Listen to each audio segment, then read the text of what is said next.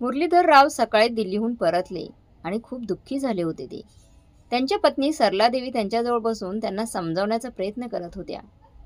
त्यांना त्यांच्या दुःखाची पूर्ण जाणीव होती, कारण गोष्ट एवढी छोटी नव्हती जी सहजासहज विसरता येईल. किती काळ अशी काळजी करत बसाल विजयचे बाबा? चला आता काहीतरी खाऊन पिऊन घ्या. कुरवड्या आपलं नशीब हेच सत्य आहे. साडीच्या पदराने डोळे पुसत सरलाताई म्हणाल्या, सरला, मी कधी स्वप्नातही विचार केला नव्हता की ज्या मुलाच्या इच्छा पूर्ण करण्यासाठी मी माझ्या आयुष्याची संपूर्ण कमाई लावली, तोच तोच माझा मुलगा आज माझ्याशी अशा गोष्टी बोलेल.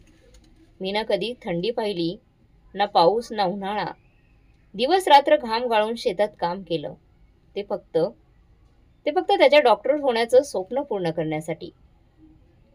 त्याच्या स्वप्नांच्या नादात मी विनोदकडे, आपल्या धाकट्या मुलाकडे कधीच नीट लक्ष देऊ शकलो नाही. आणि देणार तरी कसा मी? माझ्याकडे इतका पैसा नव्हता की त्यालाही मी डॉक्टर बनवू शकलो असतो. विनोदनं कधीच माझ्याकडं काही मागितलं नाही. तो फक्त इंजिनियर होऊनच आनंदी झाला होता. आज जर त्याला घर घेण्यासाठी मी थोडी मदत केली तर मी काय गुन्हा केला? मुरलीधर सुस्कारा सोडत म्हणाले. ते दिल्लीत मोठा मुलगा विजयला भेटून परत आले होते आणि जेव्हापासून आले तेव्हापासून ते खूप दुःखी होते. सरला म्हणाली, विजयला मी खूप समजावलं की तुझ्या एका रुग्णाच्या फीमध्ये विनोदच्या एका महिन्याची पगार आहे. विनोद जर कर्ज घेऊन घर घेतला असला तर काय साठवणार आणि काय कुटुंब सांभाळणार? मी थोडीफार जमवलेली रक्कम विनोदला घर घेण्यासाठी दिली. तो तर घ्यायला तयार नव्हताच. मी शपथ देऊन त्याला जबरदस्ती केली. मी विजयला हे फक्त या विचाराने सांगितलं की मोठा भाऊ आहे, लहान भावाच्या घराच्या आनंदात आनंदी होईल. पण तो आनंदी होण्याऐवजी नाराज झाला. म्हणाला, विनोदला पैसे दिले आहेत तर मलाही पाहिजेत. मी म्हटलं, आजपर्यंत शेतातून जे कमवलं ते सगळं तुझ्यावर खर्च केलं आणि तुला डॉक्टर बनवलं. हे काही कमी आहे का? तुम्हाला तर आनंद व्हायला पाहिजे. तुमच्या लहान विनोदचंही घर झालंय. या गोष्टीवर विजय आणि सुधा वहिनी म्हणतात, म्हातारपणी शेतीचं काय करणार आहात? शेत विकून टाका आणि आम्हालाही जेवढे पैसे त्याला दिले तेवढे पैसे आम्हालाही द्या, जितके विनोदला घरासाठी दिलेत. नाही दिलेत तर पुन्हा कधी आमच्याकडे येऊ नका. दोघांनी सहजपणे सांगितलं, शेत विकून टाका. आता विजयला कसं समजावू? हे फक्त शेत नाही, ते माझं जीवन आहे. माझ्यासाठी या शेतानं नेहमी सोनं पिकवले, ज्याच्यामुळे विजय आज डॉक्टर बनू शकला आणि डॉक्टर बनल्यावर संस्कार विसरून गेलाय तो. विजय विसरून गेला तो दिवस, कसा मी दिवसभर घाम गाळत शेतात कष्ट केले, तुझ्या आईचे दागिने विकले, तेव्हा कुठं डॉक्टरीच्या शिक्षणाचा खर्च काढता आला होता. आज तोच मुलगा अशा गोष्टी बोलेल असं कधी स्वप्नातही विचार केला नव्हता मी. विनोदला काय दिलंय मी? शिवाय त्याच्या संगोपनाच्या. विनोदने सुरुवातीपासूनच कष्ट करून शिष्यवृत्ती मिळवून आपल्या कर्तृत्वावर इंजिनिअरिंग झाला तो. असू दे, आता काय? आपलं नशीब खोटा निघालं तर रडून काय फायदा? इतक्यात फोनची घंटी वाजू लागली. हे बघ सरला, विनोदचा फोन आलाय. त्याला काही सांगू नकोस, बिचारा दुःखी होईल. हो ठीक आहे, असं म्हणत सरला विनोदशी बोलू लागली. हॅलो, कसा आहेस बेटा? गृहप्रवेशाची पूजा कधी ठेवली आहेस? अरे आधी बाबांशी बोलून घे, त्यांना तुझ्याशी काही बोलायचं आहे. विनोद बेटा, मी विजयकडून सुखरूप घरी पोहोचलोय. लवकर पूजेची तयारी कर. तुझ्या आईला घर पाहण्याची खूप इच्छा आहे. यावेळी तिला घेऊन येईन. माहिती बाबा, आईची नेहमीच इच्छा होती की माझं स्वतःचं घर असावं. तुमच्या दोघांच्या आशीर्वादानं माझं घर झालंय. मला या आईला लवकर भेटायचं आहे, म्हणून पूजा पुढच्या सोमवारीच ठेवली आहे. मी तुम्हाला तिकिटे पाठवली आहेत. उद्याच आहेत तिकीटं, लवकर या, म्हणजे सगळं तुमच्या आणि आईच्या रीतिरिवाजांनुसार होईल. बाबा, आईला फोन द्या ना, पूजाला आईशी काही बोलायचं आहे, असं विनोद म्हणाला. ठीक आहे बेटा, आम्ही येऊच. आईला फोन देतो, हे घे बोल. बाबा म्हणाले, हो बाबा, असं म्हणत पूजाने फोन घेतला. कशा आहेत आई? मी ठीक आहे. तुम्ही ठीक आहात ना? सरलानं फोन घेत विचारलं. हो, मी एकदम ठीक आहे. तू कशी आहेस? नेहमी हसत खेळत बोलणाऱ्या बाबांचा आवाज आज कसा शांत वाटतोय. सगळं ठीक आहे ना बाबा? फोन स्पीकरवर असल्याने पूजा सगळं ऐकत होती. अगं काही नाही पूजा, ते आजच दिल्लीहून परत आलेत ना, म्हणून थकलेले आहेत. त्यांना बऱ्याच दिवसापासून राहुल आणि रवीला भेटायचं होतं, म्हणून 2 दिवस त्यांच्याकडे जाऊन आले. सरलाताई म्हणाल्या, आई मी कालच दादाला फोन केला होता.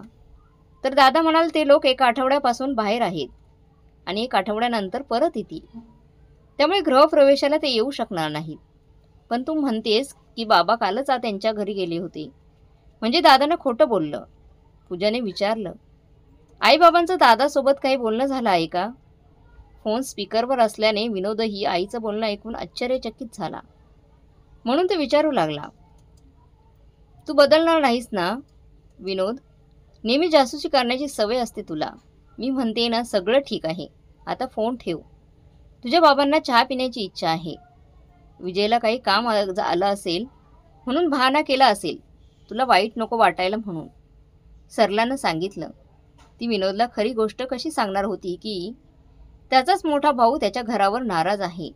घर घेतलं म्हणून नाराज आहे. सरलाने विनोदला एक गोष्ट बनवून सांगितली. पण विनोदला ते काही पटलं नाही.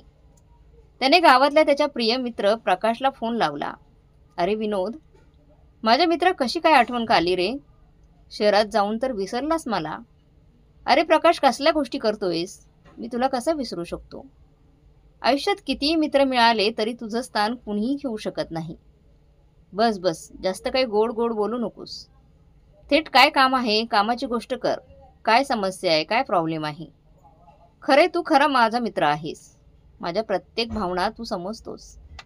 प्रकाश, जरा माझ्या आईबाबांना भेटून त्यांच्या तब्येतीची विचारपूस करशील का? आज मी बाबांबरोबर बोललो. काहीतरी चुकीचं वाटतंय, बरोबर नाही वाटत मला. विनोद म्हणाला. ठीक आहे विनोद, तू काही काळजी करू नकोस. मी सगळं विचारून कळवतो तुला, प्रकाश म्हणाला. आणि ऐक प्रकाश, उद्या तू पण आग्र्याला ये आईबाबांना घेऊन. विनोद म्हणाला. मी माझं घर विकत घेतलं आहे. त्या निमित्ताने एक छोटीशी पूजा ठेवली आहे. तुझंही तिकीट पाठवलं आहे. बाबांच्या फोनमध्ये आहे ते तिकीट. याच निमित्ताने तुझी पण भेट होईल माझ्याबरोबर. विनोद म्हणाला. ठीक आहे, तू काही चिंता करू नकोस, मी येईन, प्रकाश म्हणाला. मुरलीधरराव सकाळी उठून शेतात फिरायला गेले. आता शेती तर करू शकत नव्हते ते. वय झालं होतं. 2 गरीब मुलांना त्यांचं शेतात काम चालवलं. त्यांना बदल्यात 2 वेळचं जेवण, राहायला जागा आणि मेहनतांना दिलं जात होतं. रतन आणि मदन हे दोघंही अनाथ आणि दुर्दैवी होते. उपाशीपोटी रोजीरोटीच्या शोधात भटकत होते. तेव्हा मुरलीधर त्यांना सोबत घेऊन आले. मुरलीधर त्यांच्याशी भेटल्यावर त्यांचं आयुष्य बदलून गेले. अरे काका, तुम्ही आलात का? रतन म्हणाला. हे बघा, यावेळी आपल्या शेतानं सोनं पिकवलंय. गव्हाचं पीक खूप छान झालंय. हवामान चांगलं राहिलंच तर लवकरच कापणी सुरू करू. खरं सांगू काका, जेव्हापासून स्वतःच्या हाताने शेतात काम करायला सुरुवात केली आहे ना, तेव्हापासून या मातीवरचं प्रेम वाढलं आहे. रतन बरोबर म्हणतोय काका. आता या शेतापासून दूर होण्याचं विचारणंही शक्य नाही, मदन म्हणाला. त्यांच्या अशा गोष्टी ऐकून मुरलीधरराव भावूक झाले. त्यांना विचार आला. एक माझा मुलगा आहे जो या शेतावर राग काढतोय. तो हे का नाही विचार करत आहे की आज हे शेत त्याला राजा बनवून बसवलं आहे त्याला. मुरलीधरराव या विचारांमध्ये गुंगले होते. तेवढ्यातच, नमस्कार काका, कसे आहात? दिल्लीवरून कधी आलात तुम्ही? प्रकाशने पायाला हात लावत विचारलं. मी ठीक आहे बेटा, आजच परत आलोय. तू सांग ना, घरी सगळं ठीक आहे ना तुझ्या? मुलं, सुना आणि गिरधर भाऊ कसे आहेत? ठीक आहेत ना? सगळं छान आहे काका. विनोदशी बोललो होतो. त्याने सांगितलं की माझंही तिकीट तुम्हाला पाठवलं आहे. तेच सांगायला आलोय की उद्या विनोदच्या गृहप्रवेशासाठी मी तुमच्यासोबत येणार आहे. अरे ही तर चांगली गोष्ट आहे बेटा, तूही येणार आहेस ते. एक काम कर, तुझ्या काकीला सोबत घेऊन जा. माझी जरा तब्येत ठीक नाही आहे, मी नाही जाऊ शकणार तिकडे. काय झाले काका? प्रकाशने ताबडतोब त्यांना स्पर्श करून तपासलं. ताप तर नाही आहे ना काका? पण तरी चला डॉक्टरांना दाखवून येऊया आपण. नाही रे, त्याची काही गरज नाही आहे, असं म्हणत मुरलीधरराव शांतपणे बसून राहिले. काका, काही त्रास होते का तुम्हाला? मला सांगा ना. विश्वास ठेवा, मी कुणाला काहीही सांगणार नाही. काही असलं तरी मला तुमचा मुलगा समजून बोलू शकता तुम्ही माझ्याशी, असं प्रकाशने त्यांचा हात हातात धरून विचारलं. तेव्हा मुरलीधररावांच्या डोळ्यातून अश्रू वाहू लागले. हे पाहून मदन आणि रतन धावत त्यांच्याकडे आले. काय झालं काका, तुम्ही काय रडताय? तुम्ही आम्हाला तुमचा मुलगा मानला आहे ना? आम्ही तुम्हाला रडताना पाहू शकत नाही. सांगा ना काका, काय त्रास आहे? कदाचित आम्ही काही मदत करू शकतो का? रतन बोलला. हो काका, काय झालं सांगा, प्रकाशही म्हणाला. ठीक आहे, सांगतो, पण तू मला वचन दे, विनोदला तुझ्या मित्राला काही सांगणार नाहीस. मी खूप दिवसांपासून हात बांधून 20 लाख रुपये साठवले होते. शेतात रात्रंदिवस काम केलं, कारण मी विनोदसाठी काही, शिक्षणासाठी काही करू शकलो नव्हतो. जेव्हापासून दोन्ही मुलांनी कमवायला सुरुवात केली तेव्हापासून आमचे खर्च कमी झाले. मी हळूहळू पैसे साठवत होतो. विनोदने एक घर पसंत केलं होतं. मला बघायला बोलवलं होतं, पण ते मला खूप छोटं वाटलं, म्हणून मी त्याला मोठं घर घेण्यास सांगितले. पण त्याच्याकडे मोठं घर घेण्यासाठी बजेट नव्हतं, पैसे कमी पडत होते, म्हणून मी त्याला मोठं घर घेण्यासाठी काही मदत केली. विजयलाही ही गोष्ट आवडली नाहीये. आता त्यालाही तितकेच पैसे हवे आहेत. तो म्हणाला, कुठूनही आणा आणि घर विका, शेत विका, काही करा. हे सगळं सांगून मुरलीधर राव रडायला लागले. मग काका, तुम्ही काय विचार केलात? प्रकाश म्हणाला, घर तर विकणार नाही, तर माझ्या मुलांवरून माझा विश्वास उडाला आहे. माझा एक मुलगा असा निघाला तर दुसरा तरी किती दिवस माझ्याबरोबर सोबत राहील, काही सांगता येत नाही. त्याला पैसे देण्यासाठी शेताचा एक तुकडा ठेवून बाकीचं शेत विकून टाकणार आहे. मला रोजचा हा तमाशा नकोय घरी. शेताच्या एका भागातून माझा आणि तिचं, म्हणजे रतन आणि मदनचा गुजारा होईल. मुरलीधर रावाने रतन आणि मदनकडे इशारा करत सांगितलं. ठीक आहे, आता मी निघतो, असं म्हणत मुरलीधर राव घरी निघून गेले. प्रकाशने मदन आणि रतनला सांगितलं, ऐका, मी उद्या विनोदशी बोलतो. तुम्ही काकांचं नीट लक्ष ठेवा. काकांकडे त्यांच्या शेतातच त्यांचं जीवन आहे. शेत गेलं तर ते जिवंत राहू शकणार नाही. त्यासाठी मी त्यांना दिलेलं वचन तोडू शकतोय. ठीक आहे प्रकाश भाऊ, आता विनोद भाऊ काहीतरी करतील, मदन म्हणाला. दुसऱ्या दिवशी सकाळीच प्रकाश आणि सरलाताई विनोदच्या घरी पोहोचले. अरे आई आली. अरे प्रकाश, हे बघ, हे आहे माझ्या स्वप्नांचं घर. बाबा कुठे आहेत? विनोदने बाहेर पाहिलं आणि मुरलीधररावांना तिथे न पाहून तो दुःखी झाला. बाबांची तब्येत थोडी बरी नव्हती ना, आणि ऊन पण खूप असल्यामुळे ते आले नाहीयेत. सरलाताई म्हणाल्या. ओ, मग फोनवर सांगायचं होतं ना. मग पूजन थोडे दिवस उशिराने केलं असतं, काही दिवसांनी ठेवलं असतं. असू दे, सध्या तुम्ही थोडा आराम करा. विनोद आणि पूजा दोघेही पूजेच्या तयारीत मग्न झाले आणि प्रकाश विनोदच्या 6 वर्षाच्या मुली खुशीसोबत खेळत होता. विनोद त्याला एकटा पाहून त्याच्या जवळ बसला आणि म्हणाला, बेटा, जा मम्मांसोबत खेळ. त्यानंतर तो प्रकाशला म्हणाला, आता सांग, बाबा का नाही आलेत रे? खरंच आजारी आहेत का? काही वेगळं कारण आहे? प्रकाशने मग संपूर्ण सत्य त्याला सांगून टाकलं. विनोदला विश्वासच बसत नव्हता की त्याचा मोठा भाऊ असं वागेल. तो शांतपणे उठला आणि पूजासमोर गेला आणि तिला सर्व सांगून टाकलं. तुम्ही काय बोलताय? मोठ्या भावाकडे एवढा पैसा आहे, पण मन इतकं छोटं आहे. सुधावाहिनी कधीच त्यांचं दुःख समजू शकणार नाहीत का? मीच तर आईबाबांबरोबर होते जेव्हा तुम्ही नोकरी शोधत होतात. मी पाहिलंय बाबूंना दिवस रात्र मेहनत करताना. हवामान खराब झालं की रात्री झोपायची नाही.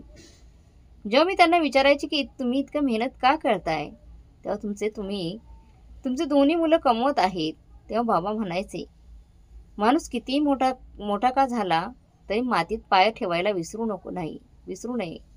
ही जमीन आपली आई आहे. ती आपल्याकडून काहीही घेत नाही, परंतु प्रेम आणि मेहनतीने सिंचन केलं तर सोनं आणि हिरं मोतीही देऊ शकते. विनोद, मी एक गोष्ट सांगू का? हां बोल. हे घर विकून टाकू आणि मोठ्या भावाला त्याला हिस्सा देऊ, त्याचा पैसे त्याला देऊन टाकू. त्यामुळे बाबांवरचं ओझं कमी होईल. गाव खूप लांब नाही, आपण तिथे राहू. खुशीसाठी तिथे चांगली शाळा आहे आणि आता विजयी आली आहे तिकडे. मला काही अडचण होणार नाही. पूजा, घर तर आपण पुन्हा घेऊ शकतो, पण बाबांचं शेत गेलं तर बाबा जगू शकणार नाहीत. आपण बाबांचं दुःख पाहून कसं सहसुखी राहू शकतो? हो, बरोबर आहे पूजा. आपण गावाकडेच परत जाऊ. रोज 1 तासाचाच प्रवास आहे. मी रोज सकाळी बसने ऑफिसला जाईन. विनोद आणि पूजेने हा निर्णय घेतला आणि त्यात आई आणि प्रकाशलाही सामील करून घेतलं. मोठ्या भावाकडे जाऊन विनोदने त्याच्या घरी लिहून पेपर साईन केले.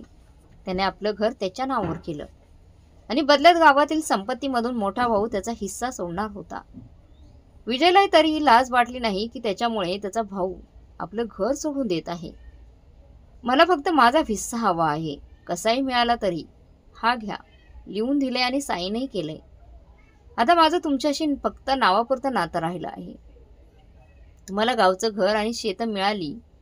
आता निघून गेलात तरीही चालेल. विनोद सर्वांना सोबत मग घेऊन गावाकडे आपल्या मातीत परतला.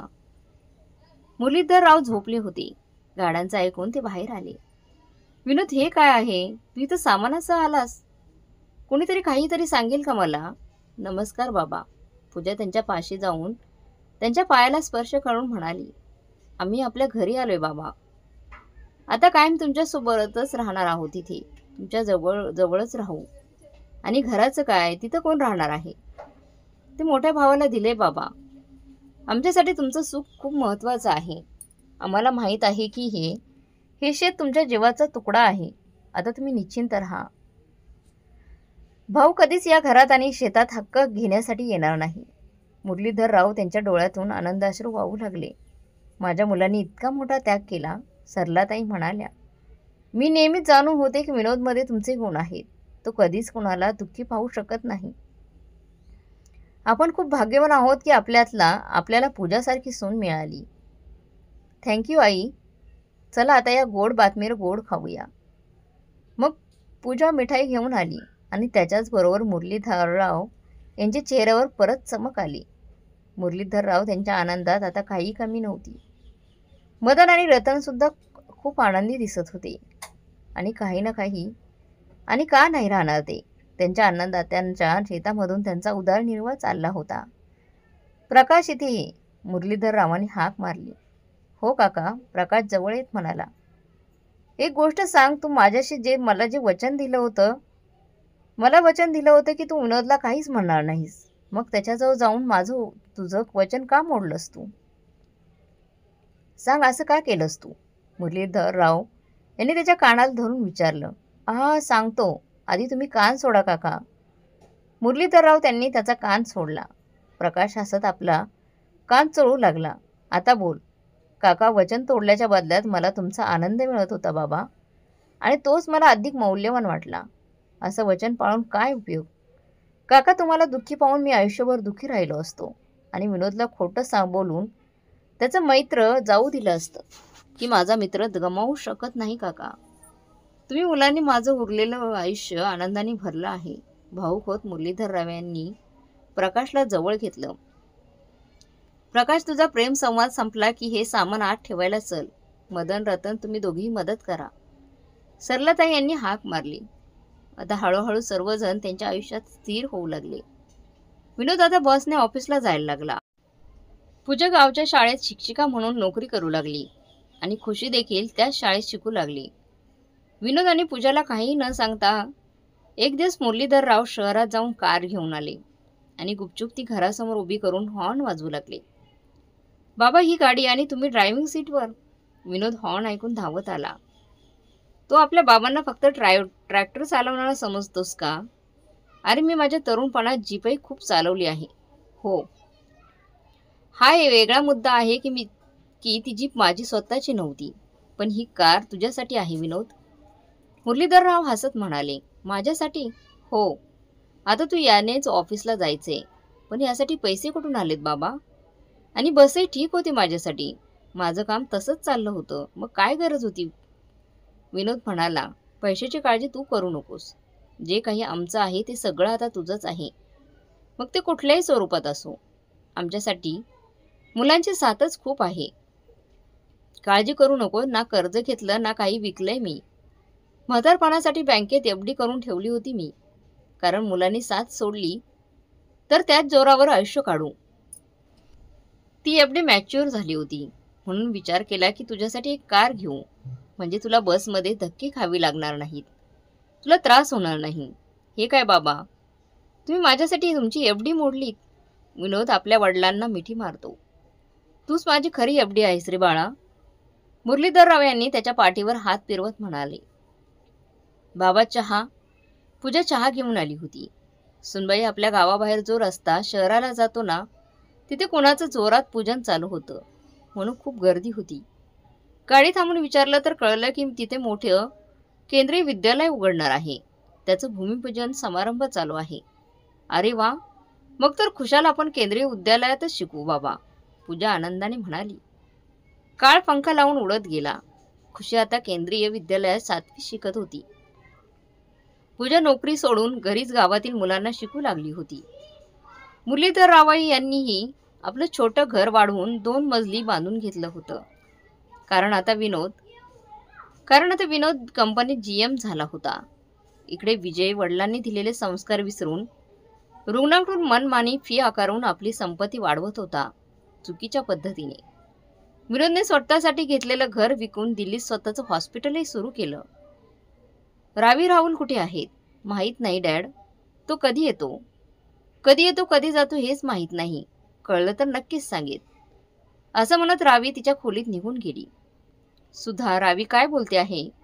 राहुल काय करतोय? हा मुलगा नीटची तयारी करतोय की फक्त बापाचे पैसे उडवतोय? विजय चिडून म्हणाला.